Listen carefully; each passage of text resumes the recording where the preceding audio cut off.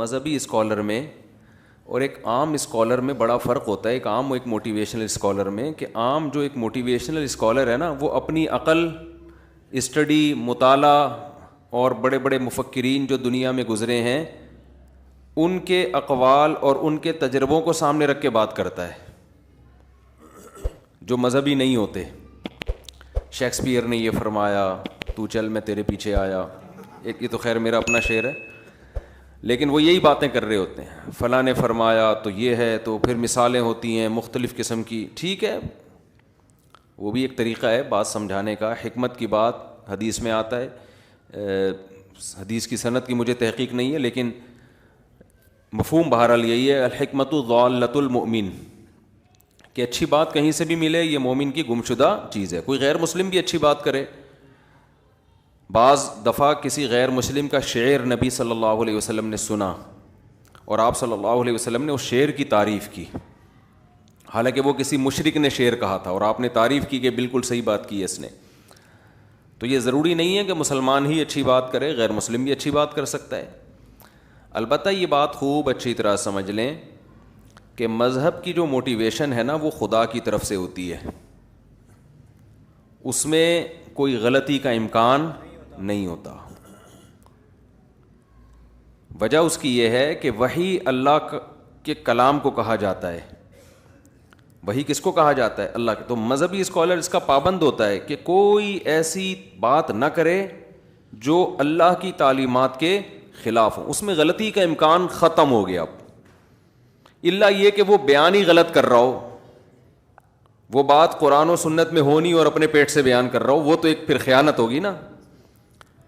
لیکن اگر وہ قرآن و سنت کو سامنے رکھ کر بیان کر رہا ہے اس میں غلطی, وہ آپ کو ہمیشہ صحیح گائیڈ کرے گا. باقی جو لوگ ہیں نا ان میں بہت سے ایسے کر رہے ہوتے ہیں کہ جو بات کر رہے ہوتے ہیں نا وہ تجربوں سے, عقل سے ثابت ہوتی ہے.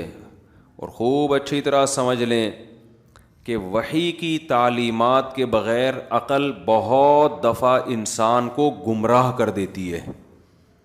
یہ عقل جو ہے نا, جس کو آج لبرل لوگوں نے اپنا باپ بنا لیا ہے کہ جو عقل کہے گی ہم اس پہ چلیں گے, یہ بہت بڑی مسٹیک ہے. بہت ساری چیزوں میں انسان کی عقل اس کو گائیڈ نہیں کرتی,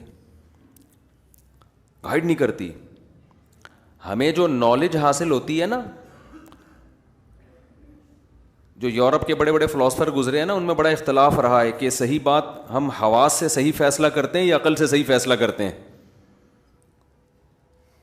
تو وہ اختلاف حل ایسے ہوا کہ جو ہمارے حواس ہیں, ہماری آنکھیں, ہمارے کان, اور جو ہم حس کے ذریعے محسوس کرتے ہیں, یہ چیزیں ہمیں نالج فراہم کرتی ہیں.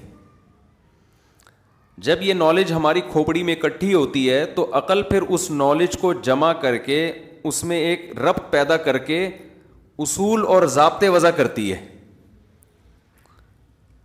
جس کی کھوپڑی میں عقل ہے اس کو سمجھ میں آ گیا ہوگا. ٹھیک ہے, میں مثال سے سمجھاتا ہوں, بہت اہم ٹاپک ہے سمجھنے کا. یہ جو غیر مسلم تباہ و برباد ہوئے نا اسی بیس پہ برباد ہوئے ہیں, جو ان کا بہت ساری چیزوں میں برباد ہو گئے. وہ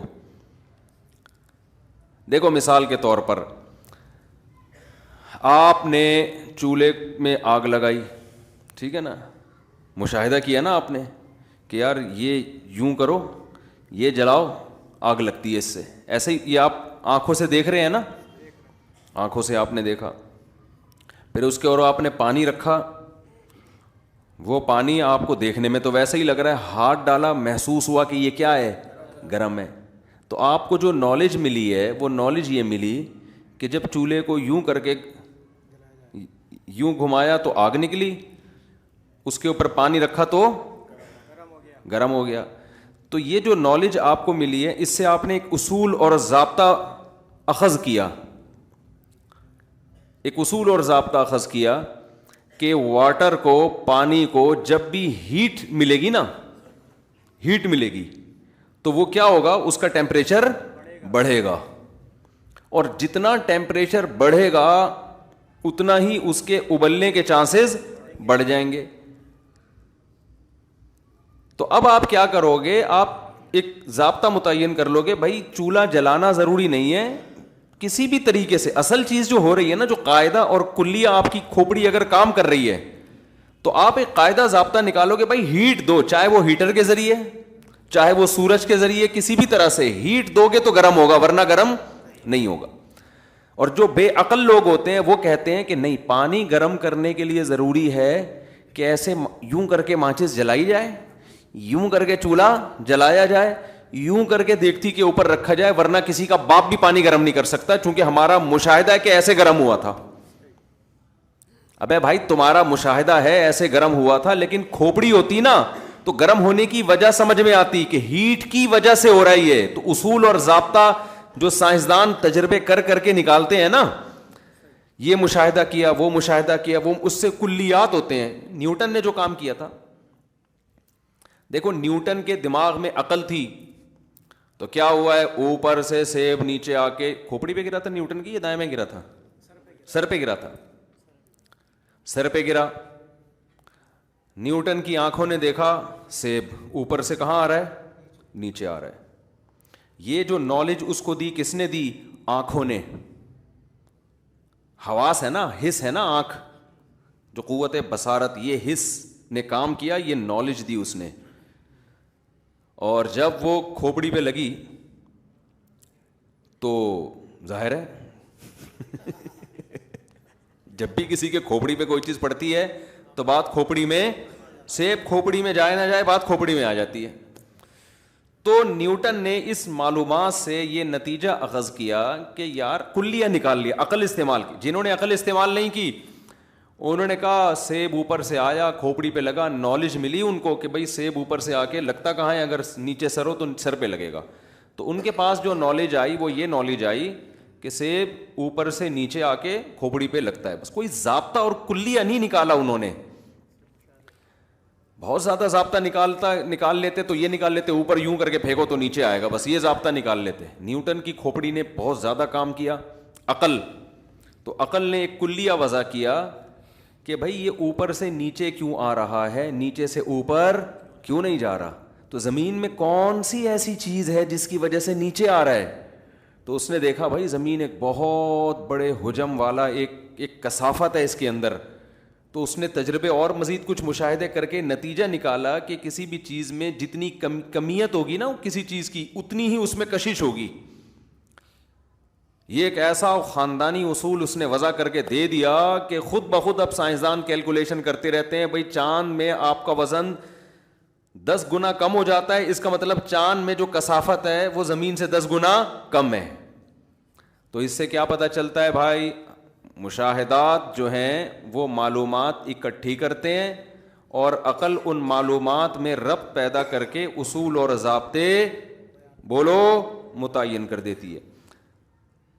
اب مسئلہ یہ ہے کہ مجھے ایک بات بتاؤ, ہمارے جو یہ حواس ہیں یہ لامحدود ہیں یا محدود ہیں؟ بولو نا, لمٹ ہے نا ان کی ایک. تو عقل جو ضابطے متعین کرے گی وہ بھی لمٹ ہوگی ان کی, یا وہ ہر چیز میں ٹانگ اڑائے گی عقل جا کے؟ جو چیز آپ کے مشاہدے میں نہیں آ رہی سائنسدانوں کے, جو سماعت میں نہیں آ رہی, جو محسوس کرنے میں نہیں آ رہی, اور زیادہ تر اس کائنات میں 0.0000001% بھی چیزیں ایسی نہیں ہیں جو انسان مشاہدہ کر رہا ہو, سن رہا ہو یا وہ محسوس کر رہا ہو. تو وہ اس پوری کائنات کے بارے میں ہر چیز میں اصول اور ضابطے کیسے وضع کر سکتا ہے؟ سمجھ میں آ رہی ہے بات کہ نہیں آ رہی ہے؟ یہ تو ممکن ہی نہیں ہے. اور اب سائنس نے یہ اعتراف بھی کر لیا ہے, جب مادے کو توڑا نا انہوں نے, ایٹم کو توڑا ہے. پہلے تو یہ دعویٰ کیا گیا تھا نیوٹن کے دور میں کہ اس کائنات کی حقیقت تک ہم پہنچ سکتے ہیں تجربہ اور مشاہدات کی بیس پہ. سمجھ میں آ رہی ہے بات؟ آئنسٹائن نے جو آ کے تھیوری پیش کی نا, اس نے کہا اس کائنات کو کسی کا باپ بھی نہیں سمجھ سکتا. اس نے یہ الفاظ نہیں تھے, کوئی سائنس کا طالب علم کیا اس نے کہاں لکھا ہے باپ کا لفظ دکھاؤ. یہ ہمارا اپنا کراچی کا اسٹائل ہے بھائی, ہم اسی طرح بات سمجھاتے ہیں. ہم اگر سائنسدان بھی ہوتے تو ہم کہتے, نیوٹن نے تو کہا تھا نا جو چیز متحرک ہے ہمیشہ متحرک رہے گی جب تک روکنے والا نہ ہو. ہم سائنسدان ہوتے ہیں کسی کا باپ بھی اس کو نہیں روک سکتا. ہمارے اپنے اسٹائل ہے بھائی سائنسی تھیوری پیش کرنے کے, اور جو رکی ہوئی ہے کسی کا باپ بھی. اور پھر مثال اس نے تو نیوٹن نے کوئی چیزوں کی مثال دی ہوتی, ہم لوگ کراچی کے لڑکوں کی مثال دیتے. دیکھو یہ پوستی 12 بجے تک سو رہا ہے, کسی کا باپ اس کو اٹھا سکتا ہے؟ تو یہ پڑا رہے گا قیامت تک, جب تک اس کا ابا اس کو دھکا دے کے گھر سے باہر اسکول کے لیے یا کاروبار کے لیے یا ملازمت کے لیے نکالے گا نہیں. تو ہمارا مقصد سائنسی نظریہ سمجھانا ہے, ہم جو جس طرح بھی مقصد بات سمجھ میں آنا چاہیے. تو اس نے جو آئنسٹائن نے جو پیش کیا نا, وہ کیا تھا کہ بھائی وہ جب یہ سائنسدانوں نے توڑا ہے نا چیزوں کو, پہلے یہ تھا کہ بھئی ایک ایٹم ہے تو پھر ایٹم سمجھ میں آ جائے گا, تو اوپر کی چیزیں پھر یہ جڑی ہیں. تو جب ایٹم کو جا کے توڑا ہے تو وہ اور عجیب فلم نکلی. اس میں نیوکلیس, پروٹون, الیکٹران وہ حرکت کر رہے ہیں, روشنی کی اسپیڈ سے حرکت کر رہے ہیں. تو وہ ایک ایک ذرے میں اتنی پیچیدگیاں ہیں. اور یہ نظریہ اضافت جو پیش کیا نا کہ ہم جب بھی کسی چیز کو کائنات میں ہم پہچانتے ہیں نا تو کسی دوسری چیز کی نسبت سے پہچانتے ہیں ہم. یہ بڑی خاندانی بات ہے. دیکھو ہم نے اگر کبھی روشنی نہ دیکھی ہوتی, اندھیرا ہی اندھیرا ہوتا, کبھی ہمیں روشنی سمجھ میں آتی کہ روشنی کسے کہتے ہیں؟ روشنی ہمیں سمجھ میں آ رہی ہے اندھیرے کی وجہ سے, اندھیرا ہمیں سمجھ میں آ رہا ہے روشنی کی وجہ سے. ہمیں جو گرمی کا احساس ہوتا ہے اس لیے کہ ہم نے سردی دیکھی ہوئی ہے. سردی کا جو احساس ہوتا ہے کس کی وجہ سے؟ اب سردی کو ڈیفائن کرنے کے لیے, ایکسپلین کرنے کے لیے گرمی کا تصور ضروری, اور گرمی کو ایکسپلین کرنے کے لیے سردی کا. کسی کو آپ گرمی سمجھانا چاہتے ہو سردی دکھاؤ, اس کو سردی سمجھانا چاہتے ہو گرمی دکھاؤ. تو کیا ایکسپلین کون کرے گا اس کو بیٹھ کے؟ الگ سے گرمی کو کون ایکسپلین کر سکتا ہے؟ ہو ہی نہیں سکتی. بالکل ایسے ہے جیسے ایک آدمی سے کسی نے پوچھا تیرا گھر کہاں ہے, اس نے کہا وسیم کے گھر کے سامنے.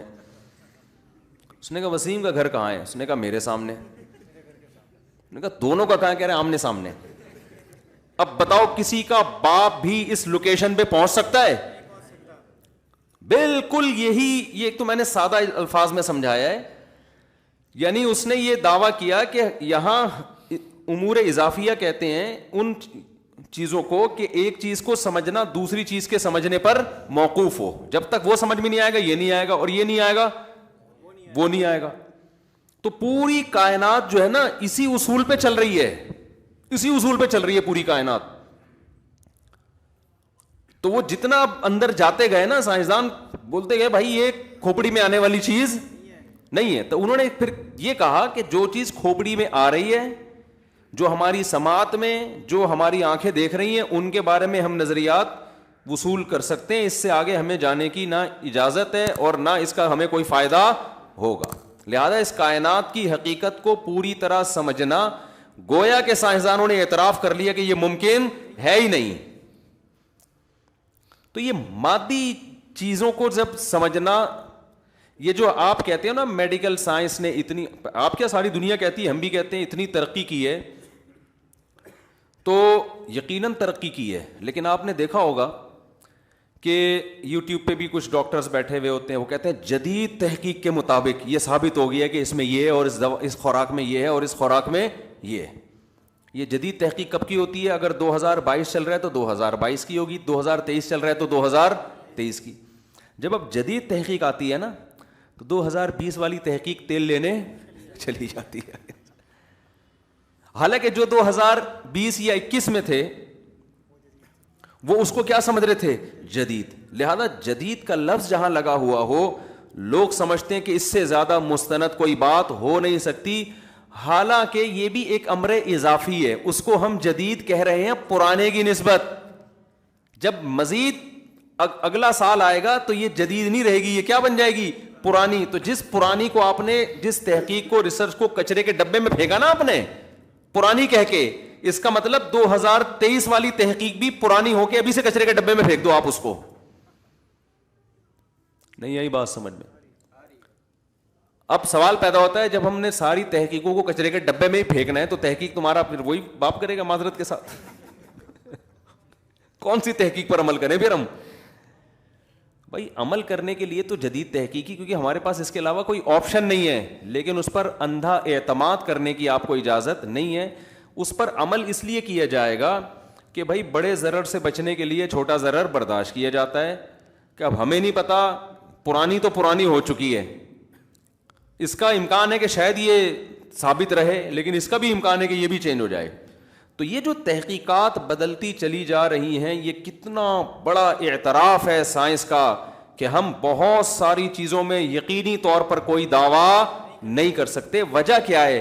انسان کی باڈی کا سسٹم اس قدر پیچیدہ ہے, اس قدر پیچیدہ ہے کہ کمال کی بات میں آپ کو بتاؤں, یہ سارا تجربات کی بیس پر علم اخذ کیا جاتا ہے کہ فلاں کے ساتھ ایسا کیا تھا تو یہ ہوا تھا. تو مطلب یہ کہ جو خدا کا بنایا ہوا پہلے سے سسٹم ہے اس کو درست مان کر نتیجے اخذ کیے جا رہے ہیں. یہ نہیں ہو رہا کہ نتائج اخذ کر کے اس سسٹم کو غلط قرار دیا جا رہا ہے. مثال کے طور پر چولہا گرم کرنے سے پانی گرم ہوتا ہے, تو یہ آپ نے گرم کر کے دیکھا تو آپ نے کہہ دیا کہ پانی گرم ہوتا ہے. سمجھ میں آ رہی ہے بات؟ یہ آپ نے دیکھ لیا نا. اب اس کی بھی آپ بہت گہرائی میں جاؤ گے تو نہیں سمجھ میں آئے گا کیوں ہوتا ہے یہ. اب کوئی سائنسدان زیادہ گہرائی میں جائے گا, وہ کہے گا ہیٹ سے مالیکیول کا آپس کا ڈسٹینس بڑھتا ہے, اس لیے بھاپ بن جاتی ہے تھوڑی دیر میں. سوال پیدا ہوتا ہے بڑھتا کیوں ہے ہیٹ سے؟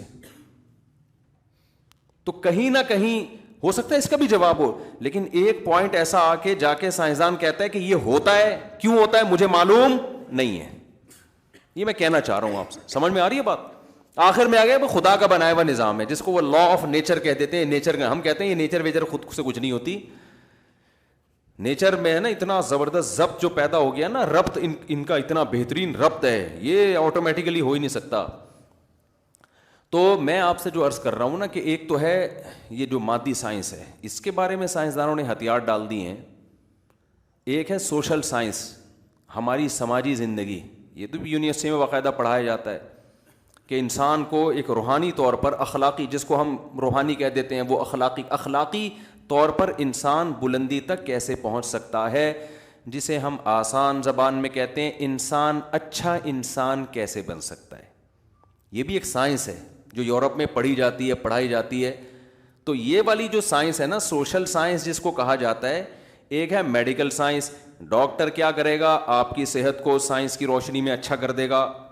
ڈولے شولے بن گئے آپ کے, کولیسٹرول فری ہو گئے آپ, یعنی اتنا کولیسٹرول جتنا ضروری ہے, ویٹ آپ کا بنا دیا, لیکن اس سے اچھا تھوڑی بن جائے گا. ہو سکتا ہے وہ چور نکلے, ہو سکتا ہے اسی صحت کو وہ ڈکیتی میں استعمال کرے, ہو سکتا ہے وہ اپنے ماں باپ کا گلا گھوڑ دے.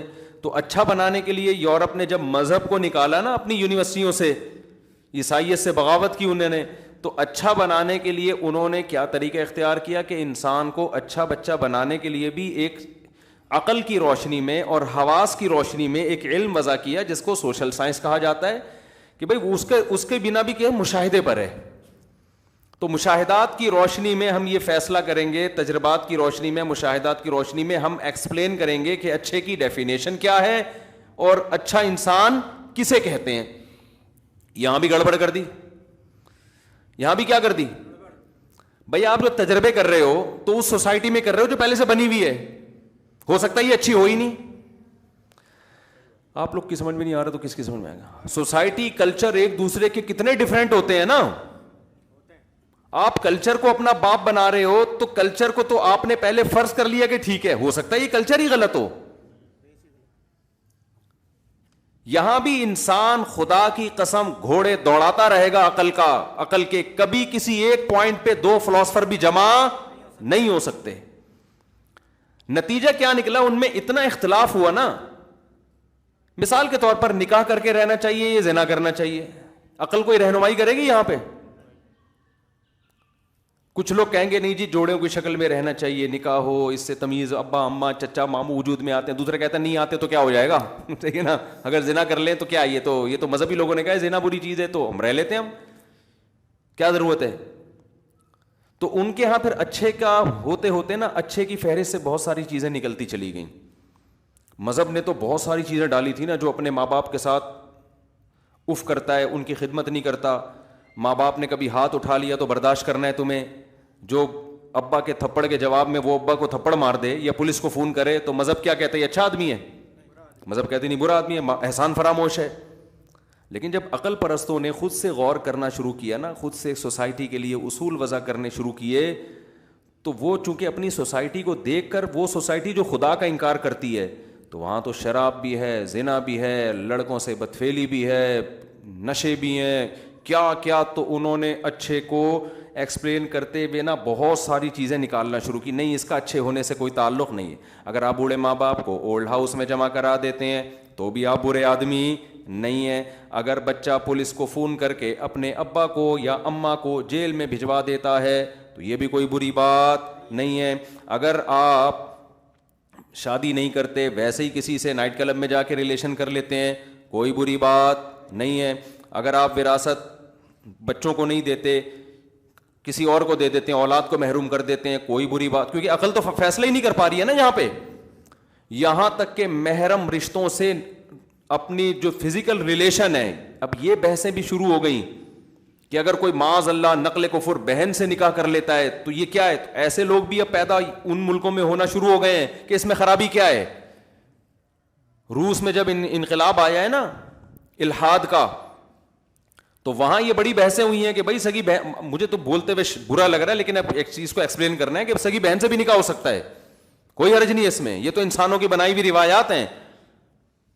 تو ایسا ہوتے ہوتے اچھے کی ڈیفینیشن میں پھر پتہ ہے کیا رہ گیا ان کے یہاں, ریاست کے ساتھ مخلص ہو, بس اسٹیٹ کے ساتھ کیا ہو, ٹیکس ٹائم پہ ادا کرتا ہو, جھوٹ نہ بولتا ہو, جس کو ہم کہتے ہیں فرض شناسی. کیا کہتے ہیں ہم؟ جو ذمہ داریاں اسٹیٹ نے اس کے اوپر ڈالی ہیں وہ ذمہ داریاں پوری کرتا ہو, ٹیکس دے دیتا ہو. جب ٹریفک کے قوانین گورنمنٹ نے بنائے تو ان قوانین کی پابندی کرتا ہو. یعنی خلاصہ یہ نکلا کہ ریاست کو بھائی کوئی خطرہ نہیں ہونا ہے, تمیز سے چلنے دو آرام سے, باقی جو مرضی کرنا ہے کرو. تو اب بتاؤ یہ عقل صحیح گائیڈ کر رہی ہے بیڑا غرق کر رہی ہے؟ بولو نا, بیڑا غرق کر دیا. کہ اچھا میں اتنے سارے اعمال جو اچھے تھے ان کو نکال کے آخر میں کیا بچا, پر اسٹریٹ کے ساتھ آپ کیا ہو. تبھی یورپ میں جو سچ بولا جاتا ہے, جھوٹ کے قوانین کی پابندی ہے, ایک دوسرے کی عزت ہے, اس کی وجہ یہی ہے کہ ان کے ہاں اخلاقی معیار 4-5 چیزیں بچی ہیں, تو پوری زندگی وہ 4-6 چیزوں پہ ہی زور لگاتے ہیں. تو اس میں بھی ترقی نہیں کریں گے تو پھر کس میں ترقی کریں گے؟ نہیں یاری بات سمجھ میں. ان 4-5 چیزوں میں بہت آگے نکل گئے. وہ 200 سال سے اسی پر محنت ہو رہی ہے. سچ بولو, جھوٹ مت بولو, کچرا ادھر نہ پھینکو, ڈبے میں پھینکو, یہ تمہارے باپ کا روڈ نہیں ہے, ادھر پھینک رہے ہو, ادھر پھینکو جا کے. تو 150-200 سال نا جب مذہب کو نکالا تو اسی پہ اسی کو ریپیٹ, تو 4-6 چیزوں میں بہت اچھے ہو گئے. وہ ہمارے یہاں تو بھائی ایک اچھے بننے کے لیے بہت لمبی ڈیٹیل ہے, بہت سارے حقوق ہیں, بہت سارے. بچپن سے بچے کو سکھایا جاتا ہے ابا اگر طبیعت سے پہل بھی دینا تو مار کھا کے رونا ہے. جیسے ہمیں تو ابا جب پیٹتے تھے تو ہم تھوڑا سا دیوار کی طرف منہ کر کے آدھا گھنٹہ روتے رہتے تھے ہچکیوں سے, کیونکہ ہم اگر ابا کو جواب دے دیتے ابا آپ نے مجھے کیوں ہاتھ اٹھایا, تو ہماری تو خاندان میں کوئی عزت 2 ٹکے کی نہیں رہتی. ہمیں پتا یار سوسائٹی میں ہم پر ایک دھبا لگ جائے گا, انتہائی بدتمیز بچہ ہے تو پٹے. اور اماں ہماری چمٹا دکھا رہی ہیں گرم گرم, کریلے پکے ہوئے کھا, ہمیں دل نہیں چاہ رہا کریلے کھانے کا. گورا تو کہے گا جو دل نہیں چاہ رہا بچے کو وہ کھلانا ظلم ہے, مساوات یہ ہے نا. اسلام کیا کہتا ہے؟ بھائی ٹھیک ہے بار بار تو ایسی چیز نہ کھلاؤ ورنہ بچہ ہی تو مر جائے گا, لیکن کبھی کریلے بھی کھلاؤ یار. روزانہ یہ نہیں ہوتا کہ روزانہ بھنڈی پکے گی یا روزانہ گوشت پکے گا. بچہ ماں باپ کی مرضی جو ہوگی وہ کھائے گا, کوئی زہر تھوڑی کھلا رہے ہیں. آج تیرا باپ بھی یہ کھائے گا, کریلے کھا تو. اب اماں ہمیں چمٹا دکھا رہی ہیں, کھا بھائی, ہم یوں کر کے کھا رہے ہیں اور اس سے بھی ہو رہے ہیں.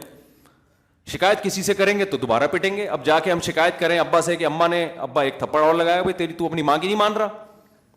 زیادہ سے زیادہ ابا سفارش کر دیں گے بھائی وہ پکا لو جو یہ بچہ چاہ رہا ہے پکا لو. تو بچے کو تو تربیت کرنی پڑتی ہے نا. آپ اس کو شروع سے مرغوں کی عادت ڈال دو وہ تو دال کبھی کھا ہی نہیں سکے گا. تو یہ تو ماں باپ فیصلہ کریں گے کہ کیا کھلانا ہے اس کو. ہاں جو ظلم کر رہے ہوں, بار بار کریلے کھلا رہے ہوں بچے کی خیال, وہ تو ایک الگ بات ہے, وہ تو پھر ماں باپ برے ہیں, پھر سوسائٹی ان کو برا بھی کہتی ہے, ایسا نہیں ہے. کہ تم اپنے بچوں پہ کیوں ظلم کر رہے ہو. تو کتنی لمبی فہرست ہے نا ہمارے یہاں. پھر صبح اٹھ کے نماز پڑھنی ہے, نماز نہیں پڑھیں گے. مجھے یاد ہے ہم جب چھوٹے تھے 9-10 سال کے, ہمارے ابا اٹھاتے تھے فجر میں ہمیں. اس وقت تو ہمیں عقل نہیں تھی. وہ سردیوں میں آدمی اٹھ رہا ہے, سردی کی نیند کتنی زبردست ہوتی ہے, اٹھ کے جا رہے ہیں نماز پڑھنے, آدھے راستے سے ٹن مارا دیکھا ابا پہنچ گئے, آدھے راستے سے ٹن مارا. ایک دفعہ میں آدھے راستے سے ٹن مار کے نا گھر آیا اور گھر میں نماز پڑھ لی میں نے. تو میرے بڑے بھائی نے دیکھ لیا, انہوں نے بولا ادھر آؤ. جی. کہہ رہے بھائی یہ مسجد میں جو جماعت ہوتی ہے یہ کس کے لیے ہوتی ہے؟ میں نے کہا ہم مسلمانوں کے لیے ہوتی ہے, جو بھی مسلمان لوگ پائے جاتے ہیں. تو انہوں نے کہا یار ابھی سے تم یہ سستی کر رہے ہو, ادھر ہی نماز پڑھ کے تم نے ویسے ڈانٹ لگائی ہے. کیوں؟ ان کو لگا کہ یہ اس کا عمل کیا ہے, اچھا ہے کہ برا ہے؟ برا ہے. لیکن اگر آپ مغربی دنیا سے غیر مسلم سے پوچھیں گے تو وہ شاید ابا کو برا کہہ رہے ہو کہ بچے کو صبح صبح کیوں اٹھا رہے ہو. خدا کی قسم ہم پر احسان کیا ہمارے باپ نے, جو آپ ہم نماز پڑھ رہے ہو سکون مل رہا ہے ہمیں, ہم پہ چھوڑ دیتے, ہم تو 12 بجے سو کے اٹھتے. یہی لوگ جب بچوں کو اسکول کے لیے اٹھاؤ تو اس کو ظلم نہیں کہتے. بھائی اگر بچے کی جو رائٹس ہیں تو پھر بچے کو خود فیصلہ کرے گا بڑا ہو کر کہ میں نے اسکول پڑھنا ہے کہ نہیں پڑھنا. لیکن آپ جواب میں کیا کہتے ہو؟ جب یہ فیصلہ کرے گا نا پڑھائی کی عمر نکل چکی ہوگی, اب اس کو پڑھانا ہے. جب پڑھانا ہے تو نماز بھی پڑھوانی ہے میرے بھائی. اللہ کو ہم تو مانتے ہیں, اسکول سے زیادہ ہمیں اللہ پر یقین ہے کہ جس خدا نے پیدا کیا اس کو کیسے بھلا دے بچہ. تو ہمارے ہاں حقوق کی فہرست, پھر بڑے بھائی بھی تھے, ہماری بڑی بہن بھی تھی, چھوٹے بھائی چھوٹی بہنیں, ان کے حقوق. بھائی نے بھی پیٹ دیا ایک دن, صحیح ہے نا. تو ایک دفعہ پٹے سال میں, وہ کوئی مسئلہ نہیں ہے, چلو بھائی بڑا بھائی ہے تو ہم کیا دکھڑا سنائیں کسی کو, پٹ گئے بھائی پٹ گئے تو ٹھیک ہے نا. اب ایسا نہ ہو بیان میں آپ سمجھے ساری زندگی میں پٹتے ہی رہے ہیں اور کوئی کام ہی نہیں ہوا ہے. یہ تو ایک سال میں ایک دفعہ ہو گیا نا. اب یہ تھوڑی کہ روز روز, تو اللہ کا شکر ہے صحیح اچھا سلوک ہی ہو رہا ہے. اور جو پٹے وہ بھی ہمارے فائدے کے لیے. پھر ہمارے جو بڑے سے چھوٹے بھائی تھے وہ ہمیں صبح قرآن پڑھاتے تھے. ظلم بچے پر جب ہوگا جب رات دیر سے سلاؤ اور صبح جلدی اٹھاؤ. رات ہمیں ٹائم پہ سلایا جا رہا ہے, 8-9 گھنٹے کی نیند ہو رہی ہے, تو اب تو اٹھو نا بھائی. بچہ کو اگر سونے دینا وہ پھر بھی نہیں اٹھے گا, وہ کہے گا سوتا رہو. فجر کی نماز کے بعد ہمارے بڑے سے چھوٹے بھائی ہمیں لے کے بیٹھتے تھے, بھائی قرآن پڑھو بیٹھ کے, شاباش. وہ ہمیں بڑا غصہ آ رہا ہوتا لیکن بیٹھ رہے پڑھ رہے ہوتے تھے, ان الذین آمنوا وعملوا الصالحات, اس طرح پڑھ رہے ہوتے تھے. اور ان کا ایک روب ہوتا تھا ہمارے اوپر, زبان نہیں چلا سکتے تھے, بھائی بڑے ہیں تو چھوٹوں کا خیال, ان کی بھی شفقت کرنی ہے, ان کا حق نہیں مارنا. تو مسلم اسلام میں حقوق کی فہرست اور اچھا بننے کا جو تصور ہے وہ بہت کیا ہے, وسیع. آپ کی شادی ہوگی تو ساری زندگی بیگم کا خرچہ آپ نے اٹھانا, اس کے ابا آئیں گے ان کو عزت دینا, سالہ آیا ہوا ہے اس سے تمیز سے بات کرنا. دل نہیں چاہ رہا ہوتا لیکن بہرحال آپ کو بات کرنی پڑتی ہے. میں اپنی بات نہیں کر رہا, دوسروں کی بات کر رہا ہوں. تو تمیز سے بات کرنا. پھر اور اسلام میں آگے جاؤ گے تو سالی کی طرف نہ دیکھنا, سالی کو نہ دیکھنا. اللہ تمہاری شادی اس سے ہوئی ہے, اس کی بہنوں سے تھوڑی ہوئی تمہاری شادی جو وہاں فری ہو رہا ہے تو جا کے. اگر آپ فری ہو گئے تو اسلام کیا کہے گا, مینرز نہیں ہے اس میں. جس سے فری ہونا چاہیے تھا اس سے ہو نہیں رہا, جس سے نہیں ہونا چاہیے تھا اس سے ہو رہا ہے, مینرز نہیں ہے. تو غیر مسلم ہو گئے, یہ سارا سیٹ اپ کیا ہو گیا, ختم. تو اب 4-5 چیزیں ان کے, پھر اور بہت سارے, ابھی تو نماز ہے, زکوٰۃ ہے, حج ہے, روزہ ہے, پھر خاندانی احترامات ہیں, جو رشتہ داری توڑتا ہے وہ جنت میں نہیں جائے گا, بہت سارے. پھر خرچ کرنا, پھر صدقہ, پھر قربانی, پھر زکوٰۃ, پھر فطرانے. اتنی لمبی ہے کہ وہ تبھی تو اتنی موٹی موٹی فقہ کی کتابیں ہوتی ہیں جو اسلامی قانون ہیں, اتنی موٹی موٹی جلدوں میں, وہ سب اسلامی لاء ہے. تو اس لیے بھائی وہ 4-5 چیزیں نہیں ہیں ہمارے یہاں, بہت ساری ہیں. تو اب پورا زور 4-5 چیزوں میں نہیں ہے, وہ 4-5 ہمارے یہاں نارمل اسٹائل میں پائی جاتی ہیں, بہت زیادہ اچھی نہیں ہے. لہذا سگنل کی پابندی کرتے ہیں, کبھی دیکھا آنکھ مٹکا ادھر ہو کوئی نہیں ہے تو توڑتے ہوئے سے نکل لیے. سمجھ میں آ رہی ہے بات؟ تو یہ غلط ہے, نہیں کرنا چاہیے. لیکن وہ جو چیزیں غلط کر رہے ہیں نا, اتنی خطرناک حد تک ہم غلط نہیں, ان بھی نشہ نہیں کر رہے ہم. وہ روڈ ٹریفک کے قوانین کی پابندی کرتے ہیں لیکن پیتے ہیں. پینے کی وجہ سے پابندی کے باوجود 6-8 بندے پیلتے ہوئے نکل جاتے ہیں وہ پی کے. ہم جب پیلتے ہیں تو پتا ہوتا ہے یہ بندہ اس کو جاگتی بھی حالت میں کیس بن سکتا ہے. ابھی وہ ہمارے ایک دوست ہے نا, انہوں نے کہا یو کے میں ایک بندہ پی کے نکلا, کوئی لڑکی بیچاری جا رہی تھی, اس کے دانت توڑ دیے شراب میں, تو وہ دانت توڑ دیے, وہ بیڑا بھی غرق ہو گیا بیچاری کا, خون بہ رہا ہے, دانت ٹوٹ گئے. کوئی قصاص والا کیس نہیں ہے کہ اس نے دانت توڑے تو اس کے بھی توڑے جائیں گے. کیوں بھائی؟ نشے میں تھا, تو نشے میں وہ ایک عذر سمجھا جاتا ہے. لیکن وہی جس نے دانت توڑے ہیں, جب نشے میں نہیں ہوگا تو بڑی تمیز سے بات کرے گا. فرمائیے کیسے حالت. تو لوگ کہتے ہیں یار دیکھو گورا کتنی تمیز سے بات کرتا ہے, اور مسلمان دیکھو بدتمیز کہیں کا. ابے وہ بدتمیزی کر کے بھی اس تمیز سے 1000 گنا بہتر ہے جس میں پینے کے بعد پتہ ہی نہیں چل رہا دانت توڑ رہا ہے کہ گھٹنا توڑ رہا ہے کہ ٹانگ توڑ رہا ہے, اور پھر بھی اچھے کا اچھا ہی ہے وہ. نہیں یاری بات میرا خیال ہے سمجھ میں. اور دوسری بات یہ کہ جو 5-6 چیزیں ہماری سوسائٹی میں نہیں ہیں, جو ان میں بہت زیادہ ہیں, وہ بھی اس لیے نہیں ہے کہ ہم کون سا مذہب کو فالو پورا کہاں کر رہے ہیں. ہم لوگ مذہب کو ہم یہ تو مذہب نہ ہونے کی وجہ سے جو خرابیاں ہیں. اگر مذہب ہم نے سوسائٹی سے نکال دیا نا اور پورا ان کو فالو کیا, تو جو تھوڑی بہت اچھائیاں رہ گئی ہیں وہ بھی مارکیٹ سے شارٹ ہو جائیں گی. سمجھتے ہو کہ نہیں سمجھتے ہو؟ تو اس لیے یہ جو میں بات یہاں سے میں نے شروع کی تھی, جو موٹیویشنل اسپیکرز جن کے پاس مذہب نہیں ہے, ان کے پاس پاورفل موٹیویشن نہیں ہے.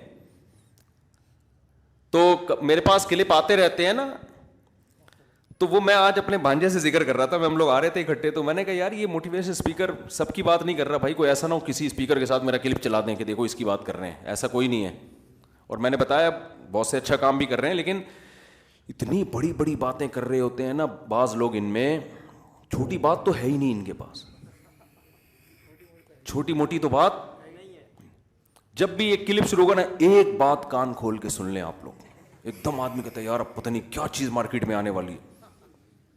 ایک بات ایک دم نا ایسا لگتا ہے جب بس اب تو ختم بھائی. اچھا یہ یوٹیوب اور فیس بک نے نا پوری دنیا کو ایک ہی صفحے پہ اکٹھا کر دیا ہے, اس کا بڑا فائدہ ہوتا ہے. اچھا میں ایسے کبھی کبھار اسپیکر کو سنتا ہوں, ایک بات نیچے پھر میں کرتا ہوں تو میرا کلپ کوئی آیا ہوا ہوتا ہے. اچھا اس طرح اس میں ایسا نہیں لگ رہا ہوتا کہ ایک بات کان کھول کے, مجھے اس میں ایسے لگ رہا ہوتا ہے نارمل وے میں نا, بس اتنا نہیں ہے بھائی, صحیح ہے نا, ہلکا پھلکا ہی ہے, کوئی بہت اچھے بننے کی ضرورت بھی نہیں ہے, بہت زیادہ کامیاب ہونے کی کوشش کرو, پیسہ کمانے کی. غربت میں مر گئے تو کوئی ٹینشن کی بات نہیں ہے. آئی بس مجھے خود بڑی ٹینشن ختم ہو رہی ہوتی ہے نا سن کے, یار کہ تم تمیز سے مسئلہ ہی حل کر دیا. سکسیس کی کوشش کرو, کامیابی کی نہیں ملتی بھاڑ میں جائے, ایسی کی تیسی. کامیابی گئی کہاں؟ تیل لینے. کیا کرنا ہے بھائی, دنیا مسافر خانہ ہے میرے بھائی, خدا کو راضی کرو یار. سب سے آسان کام دنیا میں کیا ہے؟ ہمارا ویژن بہت کلیئر ہے, ہمارا دعویٰ بہت آسان ہے کہ ہمیں خدا نے پیدا کیا, اپنے لیے بنایا, اس کو خوش رکھو ایسی کی تیسی. سمجھ میں آ رہی ہے بات؟ کتنا آسان ہو گیا نا. جو کرنا ہے بھائی اس کو خوش کرنے کے لیے کرو, اور یہ یقین رکھو آپ جو کرو گے ہوگا وہ نہیں ہوگا کیا جو اللہ چاہے گا. آپ اس کو راضی رکھنے کی کوشش کرو, اس کے لحاظ سے اپنا ہدف بھی بناؤ, ویژن بھی بناؤ, محنت بھی کرو. محنت میں کوتاہی ہو جائے توبہ استغفار کرو. 100 بار بھی اگر کسی سے کوئی غلطی ہوتی ہے تو 100 بار بھی توبہ کرتا ہے, اللہ ایک بار بھی اسے مایوس نہیں کرتا. اچھا بننے کی کوشش میں لگے رہو. اگر اللہ خوش ہے, اور یہ یقین نہیں کرو کہ اللہ مجھ سے خوش ہے, ڈرتے رہو کہ ہو سکتا ہے مجھ سے ناراض ہو, لیکن امید بھی رکھو کہ ہو سکتا ہے مجھ سے خوش ہو. تو حدیث میں آتا ہے جس کی یہ کنڈیشن ہوگی نا اس کی بخشش لازمی ہوگی. اللہ کا یہ وعدہ ہے. کوشش میں لگا رہے, مایوس نہ ہو. بخشش کس نے کرنی ہے آخرت میں؟ اللہ نے کرنی ہے. تو جب بخشش اللہ نے ہمارے حضرت کتنے پرہیزگار تھے. حضرت فرماتے تھے کہ میں جب اپنے اعمال کو دیکھتا ہوں تو مجھے مایوسی ہونے لگتی ہے, لیکن پھر جب میں یہ سوچتا ہوں نا کہ بخشش اللہ کے ہاتھ میں ہے اور اللہ کی رحمت سے ہی ہوگی, تو اتنی خوشی ہوتی ہے کہ بھائی ہمارے لیے تو اللہ نے کتنا آسان راستہ کہ معاملہ اپنے ہاتھ میں رکھا ہے. ہم نالائقوں میں نہیں چھوڑا اللہ نے کہ تم جب تک تمہاری زندگی ہے یہ اصولوں پہ نہیں ہوگی وقت بخشوں گا ہی نہیں میں تمہیں. صحیح ہے نا. ہمیں کہا ہے انسان کے بچے بننے کی کوشش کرو, بس تم لڑکھڑاتے یعنی پھسلتے پھسلتے بھی چلو گے, آؤ گے تو بخشنا کس نے ہے؟ میں نے ہے نا. میں نے بخشنا ہے تو بس مجھے راضی کرنے کی کوشش میں لگے رہو. غلطی ہوتی ہے توبہ کرو, معافی مانگو, 100 بار غلطی ہوتی ہے 100 بار توبہ کرو, کوشش میں لگے رہو. اور اتنی امید میں بھی نہ آ جاؤ کہ گناہ کرو اور تمہیں خوف ہی ختم ہو جائے کہ یار جو مرضی کرتے رہو بخشش ہوگی. تو الایمان بین الخوف والرجا, امید اور خوف کے درمیان میں ہے. اور یاد رکھو اسی سے انسان کی زندگی خوش بھی گزرتی ہے. اگر امید اور خوف دونوں نہ ہو نا, خالی امیدیں ہوں تو انسان اترانے لگتا ہے. یہ بھی بے سکونی کا ذریعہ بنتی ہے چیز. خوف ہی خوف ہو تو نا امیدی ہونے لگتی ہے, یہ بھی بے سکونی کا ذریعہ بنتی ہے. اسلام نے وہ لائف اسٹائل دیا ہمیں اور وہ نظریہ اختیار کرنے کا حکم دیا جس سے ہماری زندگیوں میں بھی بیلنس رہے اور سکون رہے. اگر آپ کو خوف نہ ہو نا ہلکا پھلکا سا, تو چیزوں کے آنے کی خوشی بھی نہیں ہوتی. دیکھو غریب آدمی کو جب کوئی تحفہ دو کیسا خوش ہو جاتا ہے. مالدار کے پاس اتنا ہوتا ہے کہ اس کو آپ اگر نلی نہاری بریانی ڈال کے نیمبو نچوڑ کے کھلا دیں تو کیا اس کو ہوگا, وہ یار یہ تو ہم کھاتے ہی رہتے ہیں. اور اگر غریب آدمی کے پاس کچھ آئے نہیں تو بھی ٹینشن میں جائے گا. تو دونوں چیزیں نا, فقر کا خوف اور غنا کی امید, یہ جب دونوں چیزیں ساتھ ساتھ چلتی ہیں تو خوشی اس وقت ہوتی ہے انسان کو. سمجھ میں آ رہی ہے بات کہ نہیں آ رہی ہے؟ تو وہ جب آتے ہیں نا کلپ, ایک بات کان کھول کے سن لینا, ایک دم میں ہل جاتا ہوں, پتہ نہیں کیا لے کر آئے گا نا مارکیٹ میں. تو لوگ بھی ایسا, پھر کلیپنگ ہو رہی ہوتی ہے. تو میں بہت دفعہ سن کے میں نتیجہ اخذ کرتا ہوں کہ رزلٹ کیا نکلا اس کا, کیا کریں ہم, کیا کریں. تو رزلٹ کوئی خاص نکلتا نہیں ہے, بس باتیں ہیں کرتے چلے جاؤ, وہ اگلے بھی سنتے ہیں ماشاء اللہ زبردست. ایک وہ ہمارے بھانجے نے ایک پوسٹ شیئر کی کہ ایک موٹیویشنل اسپیکر نے کہا کہ پیسہ ہی سب کچھ نہیں ہوتا. نیچے لکھا ہوا تھا یہ بات بتانے کے لیے 1.5 لاکھ روپے لیتا ہے. مجھے اتنی ہنسی آئی ہے نا, اتنی ہنسی آئی کہ میں نے اس کو شاباش دیا. میں نے کہا یار ایسا خاندانی کام کیا ہے نا. یہ ہرگز مطلب نہیں ہے کہ جو موٹیویشنل اسپیکر ورک شاپ کے پیسے لے رہا ہے تو غلط کر رہا ہے, یہ ٹھیک ہے, کوئی حرج نہیں ہے اس میں. لیکن بعض ایسے لالچی ہیں نا, ایسے لالچی ہیں کہ منہ سے کوئی اچھا جملہ نکلوانے کے جب تک پیسے نہیں دو گے منہ سے پھوٹیں گے ہی نہیں کبھی کچھ. یہ تو لالچ ہے یا نہیں ہے یار؟ کبھی فری میں بھی کوئی اچھی بات کر دیا کرو. ہمارے ایک دوست ہیں سلیمان احمد, اللہ ان کی عمر میں برکت دے, وہ بھی موٹیویشنل اسپیکر ہیں, ورک شاپ کرواتے ہیں, دبا کے پیسے لیتے ہیں, بہت ساری جگہوں پہ فری میں کرا رہے ہوتے ہیں کہ یار ان غریبوں کے پاس بیچاروں کے پاس پیسے کہاں سے آئے. تو اچھا انسان صرف انہیں کو تو نہیں بنانا ہے نا, دوسروں کو بھی. انہوں نے ایک دینی ادارے کو ورک شاپ کروائی, 30 لاکھ روپے اس میں خرچ کیا اپنی جیب سے.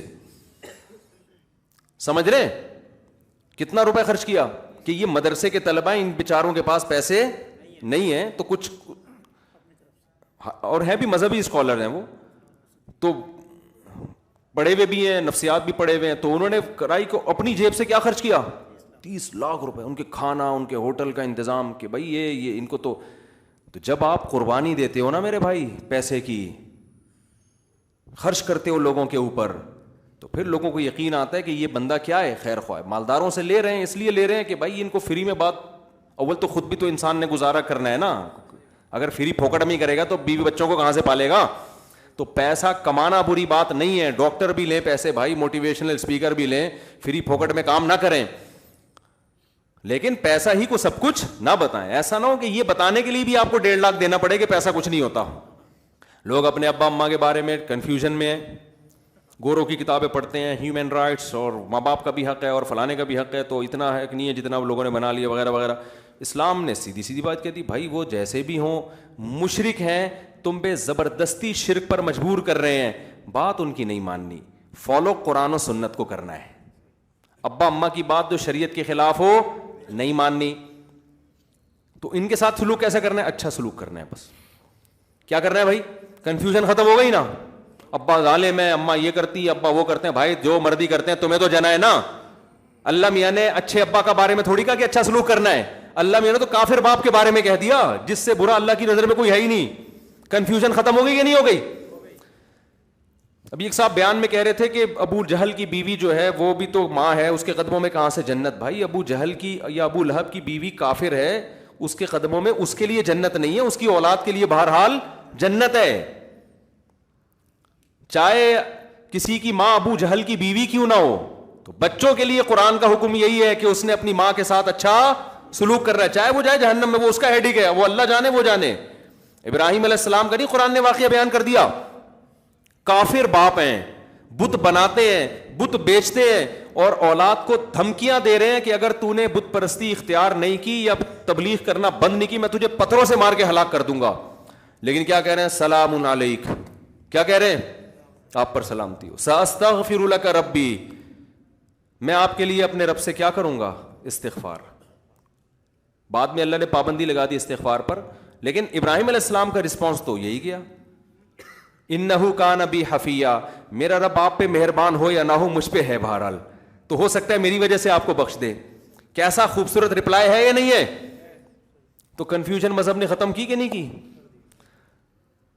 ہاں ایک اشکال آپ کو ہوگا کہ یار اتنا نیک بن کے ابا کے سامنے ہے بڑا مشکل کام, کیونکہ بعض دفعہ ابا بالکل ہی کنٹرول سے باہر ہوتے ہیں. اب اتنا ہی جھکے رہو گے تو کوٹتے رہیں گے, پیٹتے رہیں گے, دباتے چل. آج مسئلہ یہی ہے نا کہ جو بچہ شریف ہو, ماں باپ اسی کو دباتے چلے جاتے ہیں, دباتے چلے جاتے ہیں, دباتے چلے جاتے ہیں. تو قرآن نے وہ کنفیوژن دور کر دی. ان تکونوا صالحین فانہ کان للاوابین غفورا, تم نیک بننے کی کوشش کرو, غلطی ہو جائے تو توبہ کر لو, اللہ معاف کر دے گا. یعنی ہم نے یہ تھوڑی کہا کہ بالکل ابراہیم جیسے بن جاؤ, وہ تو اللہ کے خلیل تھے, تم تو کراچی میں رہتے ہو, یہاں تو ڈپریشن کے اور بہت سارے مسائل ہیں. تو کوشش کرو, اللہ نے کوشش کا مکلف بنایا, اس کے خلاف کبھی ہو جائے تو کیا کرو؟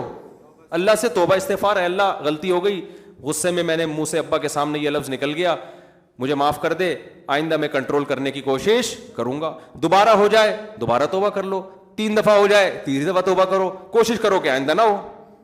100 بار ہوتا رہے, 100 بار توبہ کرتے رہو. کنفیوژن ختم ہو گئی کہ نہیں ہو گئی؟ مذہب کو فالو نہیں کرتے نا, بڑی مشکلات ہیں. پھر آپ کہو گے وہ صحیح ابا کے تو اصلاح حقوق ہونے چاہیے, غلط جب ابا ہی غلط ہے. عقل نہیں آپ کو گائیڈ کرے گی, عقل بیڑا غرق کر دے گی آپ کا. یہ جتنے فلاسفر ہیں نا, یہ کھوپڑی استعمال کر کر کے ابا اماں کو کے حقوق بھی ضائع کر دیے انہوں نے, بہن بھائیوں کے حقوق بھی ضائع کر دیے. اب صلہ رحمی میں عقل کیا کہتی ہے؟ بھائی جو اچھا سلوک کر رہا ہے اس سے تو کریں گے, جو نہیں کر رہا اس سے ہم نہیں کریں گے. اسلام نے کہہ دیا بھائی کہ قطع رحمی, صلہ رحمی, رشتہ داری جوڑنے کا مطلب نہیں کر رہا نا اچھا, پھر بھی آپ نے اس لیے اچھا کرنا ہے کہ آپ کی بھائی, آپ کا بھائی آپ کی بہن ہے. ہاں یہ ضرور ہے کہ اچھا کرنے سے اگر نقصان ہونا شروع ہو جائے, قطع رحمی کا ذریعہ بنے, تو پھر تھوڑا ریزرو ہو جائے, کیونکہ مقصد تو اچھے سلوک کا جوڑنا تھا نا. اب وہ جوڑنے سے مزید ٹوٹ رہا ہے رشتہ, تو شریعت کا مقصد ہی حاصل نہیں ہو رہا نا. بالکل اس کی مثال ایسے جیسے باپ یا ماں اگر بہت زیادہ برا سلوک کر رہے ہو, بہت ظلم کر رہے ہو, تو ہم کہتے ہیں بھائی الگ ہو جاؤ. وجہ کیا ہے کہ اب ساتھ رہنے میں بجائے محبت, کیونکہ اسلام چاہتا ہے ماں باپ سے اچھا سلوک کرو, تو یہ جو قریب ہونا ہے یہ اچھے کے بجائے کس کا ذریعہ بن رہا ہے؟ برے سلوک کا. تو اس سے شریعت کا مقصد حاصل ہونے کے بجائے ضائع ہو رہا ہے. سمجھ میں آ رہی ہے بات؟ لیکن یہ جو آپ دور ہو رہے ہو یہ بھی اس لیے کہ سلوک کیا ہو آپ کا اچھا ہو, کیونکہ دور رہ کر آپ کو پتا ہے کہ میں نسبتاً بہتر سلوک کر سکتا ہوں. مقصد پھر بھی اس میں آپ کنفیوز نہیں ہو رہے, سمجھتے ہو, مقصد میں کنفیوز نہیں ہو رہے. بہت سارے اسلام کے احکام, نماز پڑھنی ہے آپ کو, یہ آپشنل نہیں ہے. روزہ رکھنا ہی رکھنا ہے آپ کو رمضان کا, یہ آپشنل نہیں ہے. زکوٰۃ نکالنی ہے, قربانی اگر واجب ہے تو کرنی ہی کرنی ہے, لوگوں سے مسکرا کے بات کرنی ہے, ٹھیک ہے نا. حدیث میں آتا ہے مسکرا کے بات کرنا صدقہ ہے. غصے میں کبھی اونچ نیچ ہو جائے تو استغفار کرنا ہی کرنا ہے. تو یہ بھی لچک بھی رکھی ہے, کیونکہ نیچرل ہے نا, نیچر ہے نا. تو انسان تھوڑی کوئی لوہے کا بنا ہوا ہے بالکل ایک دم سیدھا سیدھا چلتا رہے گا, آڑے ترچے ہوتے رہو تو دوبارہ لائن پہ. اب ایک کراچی کی روڈوں پہ سفر جو کرتا ہے اس کو تو یہ مسئلہ بہت اچھی طرح سمجھ میں آتا ہے نا. آپ بتاؤ کراچی میں کوئی ایک مائی کا لال ایسا ہے جس نے ہمیشہ پورا روڈ پہ ہی سفر کیا ہو؟ کچے میں اتارنا پڑتا ہے آپ کو, کھڈا آ رہا ہے آگے, گٹر آ رہا ہے. ابھی میں نیو کراچی کے راستے سے جا رہا تھا تو وہ ایک اتنا بڑا گٹر کھلا ہوا ہے نا, اس سے ایسی نہریں بہہ رہی ہیں نا گٹر لائنوں کی. نیو کراچی میں دیکھا ہے آپ لوگوں نے آگے جا کے؟ میں نے اپنے جو میرے گارڈ تھے ان سے میں نے بولا کہ یار یہاں گاڑی روکتے ہیں. ابھی ہم نے سوئٹزرلینڈ کے ولاگ بنائے, پیرس کے بنائے, جرمنی کی آبشاریں, میں نے کہا بہترین ہو جائے گا یار. تو میں نے کہا دیکھو ایسا نہیں ہے کہ ہمارے پاس آپ جا کے دیکھو میرے مشورے پر, جب آپ نیو کراچی والے راستے سے گلشن معمار جاتے ہو نا, راستے میں پورا جو سوات کا دریا ہے نا, مذاق نہیں کر رہا میں, آپ سمجھو گے یہ دریا کے اتنا پانی گٹروں سے ابل رہا ہے. آج صبح اس میں ایک ٹرک الٹا ہوا تھا نا, اچھا میں روزانہ دیکھتا تھا اس میں ٹرک الٹ کیوں نہیں رہے, اتنے بڑے بڑے کنٹینر کی, آپ اس کی حوصلے کو داد دو ڈرائیوروں کے کہ اتنے بڑے بڑے کنٹینر, وہ بھی حوصلہ گورا ہوگا وہ چھوڑ چھاڑ کے چلا جائے گا, بھائی میں کنٹینر لوٹے جائے گا, لیکن رسک لیتے ہیں ہمارے ڈرائیور, رسک لیتے ہیں یار, گزار کے دیکھو یار, اللہ بڑا مہربان ہے. ایسے ایسے یار میں تو یعنی وہ بھائی مجھے ڈر لگ رہا ہے یہ کنٹینر الٹے گا تو 25-30 آدمی یہاں ہلاک ہو جائیں گے, وہ لوگ بھی رسک لے رہے ہیں, وہ نیچے سے آرام سے گزر رہے ہیں, نہ ان کو ڈر لگ رہا ہے نہ کنٹینر والے کو ڈر لگ رہا ہے. تو میں حیران کہ یار یہ الٹے, آج دیکھا الٹا ہوا ہے, ایک پھنسا ہوا ہے وہاں پہ, آدھا یوں ہوا ہے 45 کے زاویے پہ نا, گرا بھی نہیں ہے اور اللہ نے ایمان کی برکت سے اس کو بچا لیا. ڈرائیور پتہ نہیں کہاں سے اترا ہوگا, دیکھا تھا نا, یہ بھی میرے ساتھ تھا, اس سے پوچھ لیں, یوں ٹرک یوں ہوا ہے. پھر ہم نے کہا اب تو راستہ ہی بند ہو گیا, کم از کم ایک آبشار کے بیچ میں سے ہم گاڑی لے کے جایا کرتے تھے, اب ہم گلیوں میں گھسے ہیں, تو گلیوں میں گھس گھس کے آگے جا کے گئے تو تمبو لگا ہوا ہے, کیونکہ کوئی کسی کو تمیز ہی نہیں ہے, شادی کرنا ہے عقیقہ کرنا ہے, روڈ بلاک کر کے تمبو لگا کے کھڑے ہو جاؤ. ایک طرف ہم پیرس سے ہو کے آ رہے ہیں, وہ خوبصورت مناظر, ٹریفک, تمیز, اپنے کراچی میں آئے تو آبشاروں کے اسٹائل کیا ہو گئے. تو ہم اتنی مشکل سے گاڑی گھما گھما کے گلیوں میں گیا, وہ تمبو لگایا ہوا ہے آگے, بھائی پتہ نہیں کیا ہو رہا ہے, عقیقہ ہو رہا ہے, کسی کی بہن کی شادی ہو رہی ہے, کسی کی باپ کی شادی ہو رہی ہے, کیا ہو رہا ہے, ابھی کوئی تمیز نہیں ہے یار, یہ روڈ پہ تم نے لگا. پھر وہاں سے نکلے, پھر گھما گھما کے اتنی مصیبت سے یوں یوں کر کے کلاس میں 15 یا 20 منٹ میں رکھا لے لیٹ پہنچاؤں گا. تو میں نے یہ سوچا کہ میں نے کہا یار یہاں ایک ولاگ بناتے ہیں ہم, کہ آئیے ہم پہلے, میں اس میں یہ کہوں گا آئیے آپ نے پیرس کی آبشاریں دیکھیں, ابھی تو ویسے دکھائی نہیں ہے, گرمیوں میں جائیں گے تو دکھائیں گے انشاءاللہ, اور سوئٹزرلینڈ میں, اور آئیے ہم آپ کو کراچی خوبصورت آبشار, اور پھر یوں یوں کر دو آپ گٹر کے نا ابل ابل کے, اتنے ابل رہے ہیں نا لائن سے. اور یہ جو ہمارا شاگرد ہے نا, یہ جو گارڈ ہے, یہ اس کا گھر ہے اس طرف, جب ابھی بارشیں نہیں ہو رہی تھی تو اس نے کیا کیا ہے بیچارہ, اگلے دن میرے پاس آیا, کہہ رہا میں بائک لے کے جا رہا ہوں, میں یہاں تک پانی میرے, اور 3 بوڑھے, ایک بیچاری بوڑھی عورت اور 2 بوڑھے آدمی پانی میں بہہ رہے ہیں. خیر بچا لیا ان کو زندہ. تو یہ حالات ہیں یار, آپ خود اندازہ لگاؤ, اللہ آپ شارے ہیں. تو شکر ہے خوشی اس پہ ہوئی کہ وہ مجھے اس پہ نہیں ہوئی تھی کہ گر گئے ہیں, غم خوشی بچنے کی ہوئی جب انہوں نے بتایا نا ان بوڑھوں کو ہم نے نکال لیا. تو یہ حالات ہیں, یہ بارش کے بغیر یہ آبشاریں ہیں, بارش ہو تو حسن کے مناظر, وہ تو ایسا مزہ ہوتا ہے کہ بھائی وہ تو سوئٹزرلینڈ تو کچھ بھی نہیں اس کے مقابلے میں, یہ حسن ہے ہمارے کراچی کا الحمدللہ. تو خیر کہاں سے کہاں بات چلی گئی یار, یہ کیا چل رہا تھا, بس بات کو ختم کرتا ہوں میں, بہت ہو گیا.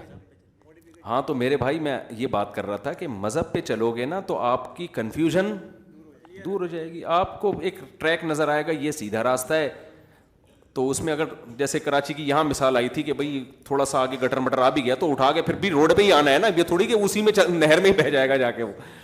تو اگر تھوڑا بہت انسان سے غلطی ہو جائے, آڑا ترشا ہو جائے, ابا کے سامنے کبھی اونچی آواز سے بات ہو گئی, کبھی بدتمیزی ہو گئی, تو بھائی توبہ کا دروازہ کھلا ہوا ہے. اچھا آخری بات, ابا سے بھی معافی مانگنی چاہیے کہ نہیں مانگنی چاہیے؟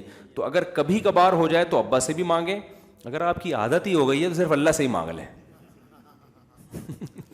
کیونکہ بار بار معافی مانگتے ہوئے بھی وہ شرم کی بات نہیں ہے. اچھا یہ وہ ابا بھی اس سے پریشان ہو جائے گا کہ بس کر یار کوئی اور کام کر دو. تو پھر اللہ سے مانگو اور اپنے اوپر کوئی جرمانہ رکھ لو. تو یہ ایک اصول اور ضابطہ شریعت نے, اور بہت سارے اس میں احکام ہیں, لیکن کنفیوژن نہیں ہے. سمجھتے ہو, کسی اسلام کو چھوڑو گے کنفیوژن ہی, ساری زندگی ٹھوکریں ہی کھاتے رہو گے, اسی میں مر جاؤ گے. تو یہ ہے حساب کتاب. تو اللہ تعالیٰ ہمیں سیدھے راستے پہ چلنے کی توفیق عطا فرمائے, موٹیویشن ہمیں اسلام سے لینے کی توفیق عطا فرمائے, جو میں نے اصل بیان شروع کیا تھا. اور وہ جو پھر ایک دم آتا نا یہ ایک دم کر کے یوں ایک بات ہمیشہ یاد رکھنا. بولا بھائی تو اگر شریعت کے مطابق کر کچھ اور کام کر لے تو جا کے, اسلام کے مطابق بات کر رہا ہے تو ایک نہیں تیری 6 باتیں یاد رکھیں گے ہم, ٹھیک ہے نا. اسلام کے مطابق نہیں کر رہا تو پھینکنے پر گورنمنٹ کی طرف سے کوئی پابندی نہیں ہے, پھینکتے رہو بیٹھ کے. اچھا میرے بھائی, آپ کے نوجوان, آپ کے بیان میں نوجوان زیادہ تو ان کو ترغیب میں داڑھی رکھ لیں. بھائی میں نوجوانوں کو کہتا ہوں دیکھو, در جوانی توبہ کردن شیوائے پیغمبری, جوانی میں توبہ کرنا پیغمبروں کا کام ہے, تو جوانی میں داڑھی رکھ لو یار. سمجھ میں آ رہی ہے بات؟ اس کا ثواب ملے گا, ہمت کر لو. اچھا بھائی مفتی صاحب, لوگ آپ کے بارے میں تبصرے کرتے ہیں کہ آپ کو دین کے مٹنے کا غم نہیں ہے, آپ ہر وقت بیانات میں ہنسی مذاق کرتے رہتے ہیں. دین کے مٹنے کا غم کا کیا میں دکھڑا لوگوں کے سامنے بیٹھ کے روؤں؟ اگر مٹنے کا غم نہ ہوتا تو ہم یہ بیان کرتے بیٹھ کے, فری پھوکٹ والا بیان.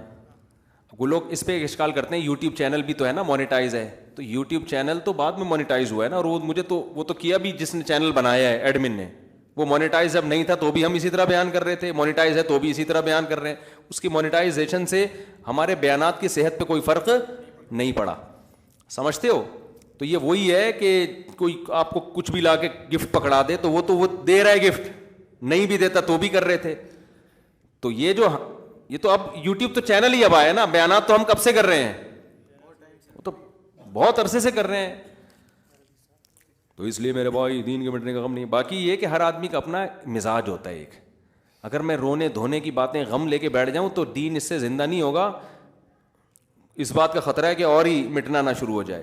میں سویڈن میں تھا نا, تو وہاں ایک خاتون آئی, ان کے ہسبینڈ بھی وہ اتنے متاثر تھے, وہ دونوں میاں بیوی اتنے زیادہ وہ جذباتی ہو رہے تھے نا ملاقات کر کے. انہوں نے کہا کہ ہماری بچی تھی بالکل لبرل ہو گئی تھی, الحاد, اور یہ بیان بھی وہ سنیں گے, بالکل الحاد کی طرف جا رہی تھی. وہ سمجھا کے ہم تھک گئے نا اس ماحول میں. یہ ایک کیس نہیں ہے, بہت سے لوگوں کے ایسے کیس ہیں. تو انہوں نے جب بیانات سننا شروع کیے تو آہستہ آہستہ کیا ہوا کہ تو کیونکہ سنتے ہی نہیں تھے, کسی کو سن ہی رہے تھے. تو ہر آدمی کا اللہ نے وہ اتنے یعنی شکریہ ایسا لگ رہا تھا ان بیچاروں سے ادا ہو نہیں رہا کہ کیسے ہم شکریہ ادا کریں. تو اگر میں نوٹس تیار کرنا یا ریکارڈ رکھنا شروع کر دوں نا, کتنے نوجوانوں نے توبہ کی ہے, کتنوں کی زندگیاں بدل گئیں, کتنوں کو اسلام کی توفیق ملی, کتنے غیر مسلم بھی مسلمان ہوئے ہیں بیانات سن کے. میں ریکارڈ رکھنا شروع کر دوں تو بہت موٹا رجسٹر تیار ہو سکتا ہے, لیکن میں یہ ریکارڈ رکھتا نہیں ہوں کہ اگر اللہ کے ہاں قبول ہے تو بغیر ریکارڈ کے بھی قبول ہے, قبول نہیں ہے تو ریکارڈ رکھ کے کرنا کیا ہے. ہمارے حضرت ریکارڈ رکھا کرتے تھے, جو لوگ بھی ہمارے حضرت کے بیان سن کے توبہ کرتے ان کا ریکارڈ رکھتے موٹیویشن کے لیے, لیکن میں نہیں رکھتا ریکارڈ. تو ایسا نہیں ہے کہ فائدہ نہیں ہے, الحمدللہ بہت. باقی یہ کہ میں ہنسی مذاق تو بھائی جو اپنا انسان مزاج چینج نہیں کر سکتا. میں نے کبھی بیان میں کسی کی نقل مارنے کی کوشش نہیں کی, وہ ایسا کرتا ہے تو میں بھی ایسا کروں. ہمارا اپنا اسٹائل ہے, اس کا اپنا اسٹائل ہے, اور دوسرے علماء بھی کام کر رہے ہیں الحمدللہ, وہ زیادہ اچھا کام کر رہے ہیں, ہم ان جیسا کام کر نہیں رہے ہیں, کر نہیں سکتے نہ کر رہے ہیں, تو وہ زیادہ اچھا کر رہے ہیں. تو زیادہ تر لوگوں کو تو انہی سے فائدہ ہو رہا ہے. ابھی میں حضرت فیروز میمن صاحب کے پاس گیا ملاقات کے لیے, بڑے بزرگ ہیں ماشاء اللہ. میں لوگوں کو ان سے بیعت کا بھی مشورہ دیتا ہوں کہ بڑے بڑے بدماشوں کو انہوں نے سیدھا کیا ہے. ان کے بیانات میں اتنا مذاق نہیں ہوتا, وہ رلاتے بھی ہیں, مزاح بھی کرتے ہیں لیکن رلاتے زیادہ ہیں. اور میرے جو پرانے بیانات ملیں گے نا آپ کو 2000 سے پہلے کے, ان میں رونا زیادہ تھا. پھر جب سے میری شادیاں ہوئی ہیں نا تو جتنا رونا, آپ سمجھے کہ شادی کے بعد میں بہت خوش ہو گیا. ہوا یہ کہ شادی کے بعد جو میں رونا شروع ہوا نا, یعنی اللہ معاف فرمائے, تو میں نے کہا یہاں بھی روؤں گا گھر میں بھی روؤں گا, تو پھر یہ عجیب سی بات ہو جائے گی نا, دونوں جگہ نہیں رو سکتا آدمی. اور مجھے پھر شادی شدہ لوگوں کے غموں کا اندازہ بھی ہوا. میں نے کہا یار بیانات میں نا رلاؤ نہیں, کیونکہ پہلے ہی گھر میں رو رہے ہیں یہ لوگ, گھر میں عورتیں بھی رو رہی ہیں, مرد بھی رو رہے ہیں, سارے رو رہے ہیں, تو مسجد میں بھی رلاؤ گے تو یہ تو نسل بھاگ جائے گی. لیکن یہ سب چیزیں تو ایسے ہی باتیں, اصل ہے مزاج. ہمارا مزاج جو لوگ جانتے ہیں وہ نارمل بھی ایسے ہی ہے جیسے یہاں ہے, ٹھیک ہے نا. ہماری جو مدرسے میں استاذ ہیں, ان کے جو ہماری دوستی ہیں, یا اپنے ہمارے دوستوں سے پوچھ لو, جیسے ہم ادھر ہیں ممبر پہ بھی ہم ویسے ہی. مجھ سے آرٹیفیشل طور پر یہ سنجیدگی ہوتی نہیں ہے کہ میں تمیز سے نا ایک دم میں آؤں کہ ایک بات کان کھول کے یاد رکھو. مجھ سے تو یہ ہوتا نہیں ہے. ایک بات کیوں بھائی, جتنی باتیں کر رہا ہوں ساری کان کھول کے سن. فلاں نے میں فرمایا، پھر یوں فرمایا تو یوں فرمایا. تو ابھی میں کچھ سناؤں گا تو پھر لوگ ان کی طرف چلے جائیں گے نا، وہ پھر غلط ہو جائے گا، ورنہ بڑا زبردست ایک چیز سنانے والا تھا. اچھا میرے بھائی، دوسری بات یہ کہ ہمارے حضرت فرمایا کرتے تھے، ایک شعر پڑھا کرتے تھے، دن گزارے ساز میں راتیں گزاری سوز میں، عمر بھر ہم شب میں بلبل، عمر بھر ہم دل میں بلبل، شب میں پروانہ رہے. میں نہیں کہہ رہا کہ میں ایسا ہوں، لیکن اللہ والے ایسے ہوتے ہیں کہ لوگوں کے سامنے خوش مزاج، تنہائی میں اللہ کے سامنے رونے والے. میں نہیں کہہ رہا کہ میں تنہائی میں اللہ کے سامنے رونے والا ہوں، نیک ہوں، نہ میں یہ کہہ رہا ہوں کہ نہیں ہوں ٹھیک ہے نا، وہ میں کیا ہوں وہ تو میں جانوں، اللہ جانے. لیکن رونے کی جو اصل موقع ہے نا، وہ تنہائی میں اللہ کے سامنے ہے، وہ ہنسنے کا موقع نہیں ہے. ہمارے نبی صلی اللہ علیہ وسلم کیسے خوش مزاج تھے اور راتوں کو کیسے روتے تھے اللہ کے سامنے. امی عائشہ فرماتی ہیں ہانڈی کے ابلنے کی آواز آتی تھی، لیکن دن میں کیسے خوش مزاج. حضرت ابو ہریرہ رضی اللہ عنہ فرماتے ہیں میں نبی سے جب بھی ملا ہوں، ہمیشہ آپ نے مجھے جب بھی دیکھا ہے، کبھی ایسا نہیں ہوا کہ مجھے دیکھ کے مسکرائے نہ ہوں آپ. اب اگر کوئی مذہبی اسکالر ایسا بن جائے نا، یوں کر کے یوں، وہ بغیر داڑھی والا آ رہا ہے یہ جہنم میں جائے گا، وہ سود خور آ رہا ہے لعنتی آ رہا ہے، وہ بغیر دوپٹے کے لیڈیز آ رہی ہے بغیرت،